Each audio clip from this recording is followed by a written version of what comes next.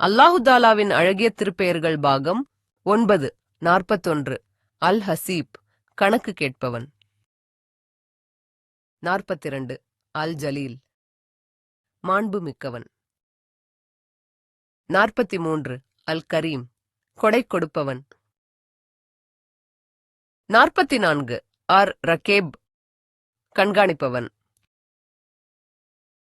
45. அல் முஜீப், துவாவை ஏற்பவன். கடைசியாக ஒரு முறை சொல்லி பார்ப்போமா? அல் ஹசீப், கணக்கு கேட்பவன்.